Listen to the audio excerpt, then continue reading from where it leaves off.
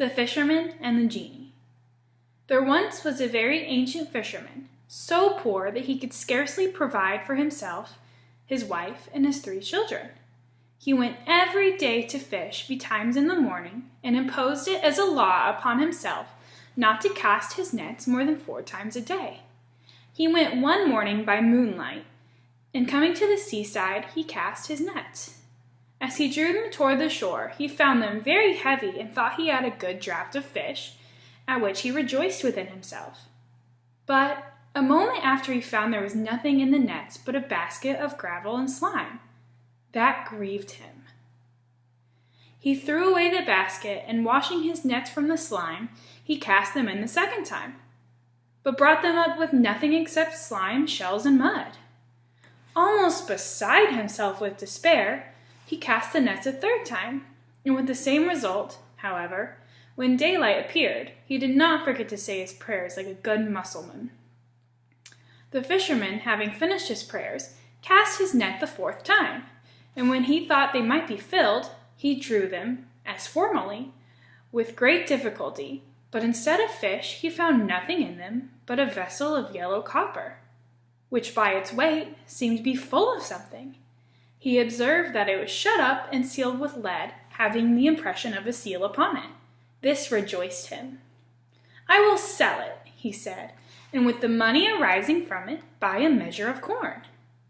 He examined the vessel on all sides and shook it to see if it was made within any noise, but he heard nothing. This circumstance, with the impression of the seal upon the leaden cover, made him think there was something precious in it. He took a knife and opened the jar with very little labor. He presently turned the mouth downward, but nothing came out of it. He set it before him, and while he looked upon it attentively, there issued a very thick smoke, which obliged him to retire 2 or 3 paces. The smoke ascended to the clouds, and extending itself along the sea and upon the shore, formed a great mist, which did mightily astonish the fisherman. When the smoke was all out of the vessel, it reunited itself and became a solid body, of which there was formed a genie twice as high as the greatest of giants. At this sight the fisherman would have fled, but he was so frightened he could not go 1 step. "Solomon!" cried the genie immediately. "Solomon the great prophet! Pardon, pardon! I will never more oppose your will. I will obey all your commands." The fisherman, when he heard these words from the genie, recovered his courage and said to him, "Proud spirit, what is it that you say? It is above 1800 years since the prophet Solomon died, and we are now at the end of time. Tell me your history and how you came to be shut up in this vessel." The genie, turning to the fisherman with a fierce look, said, "You must speak to me with more civility. You are very bold to call me a proud spirit." "Very well," replied the fisherman. "Shall I call you the Owl of Good Luck?" "I say," answered the genie, speak to me more civilly before I kill you."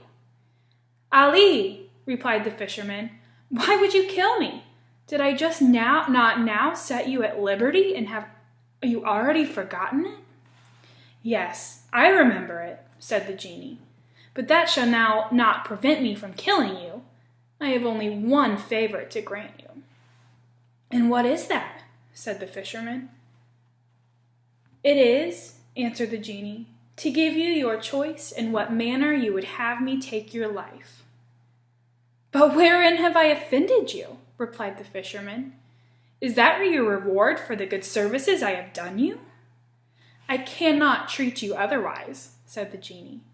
"And that you may be convinced of it, hearken to my story. I am one of those rebellious spirits that opposed Solomon, the great prophet, and submitted not to him. That was accordingly done. Aspas seized my person and brought me by force before his master's throne.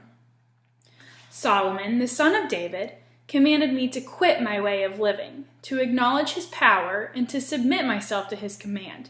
I bravely refused to obey, and told him I would rather expose myself to his resentment than swear feltly and submit to him as he required. To punish me, he shut me up in this copper vessel and gave me to one of the genii who submitted to him, with orders to throw me in the sea, which order was executed, to my sorrow. During the first 100 years of imprisonment, I swore that if anyone would deliver me before the 100 years expired, I would make him rich beyond his dream. But that century ran out, and nobody did me that good service. During the second, I made an oath that I would open all the treasure of the earth to anyone that could set me at liberty, but with no better success. In the third, I promised to make my deliverer a potent monarch, to be always near him in spirit, and to grant him every day 3 requests of whatsoever nature they might be. But this century ran out, as well as the 2 former, and I continued in prison. At last, being angry and finding myself a prisoner so long, I swore that if anyone could deliver me, I would kill him without mercy and grant him no favor but to choose what kind of death he would die.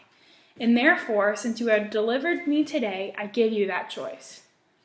This discourse afflicted the poor fisherman extremely. I am very unfortunate, cried he, to come hither to do such a piece of good service, one that is so ungrateful. I beg you to consider your injustice and revoke such an unreasonable oath. Pardon me, and heaven will pardon you. If you grant me life, heaven will protect you from all attempts against yours. No, your death is resolved upon, said the genie. Only choose how you will die. Necessity is the mother of invention. The fisherman bethought himself a strategy. Since I must die then, he said to the genie, I submit. But before I choose the manner of death, I can conjure you to answer me truly the question I am going to ask you. The genie, finding himself obliged to give a positive answer, replied to the fisherman, Ask what you will, but make haste. When the genie had promised to speak the truth, the fisherman said to him, I would know if you were actually in this vessel. Yes, replied the genie. I was, and it was certain truth.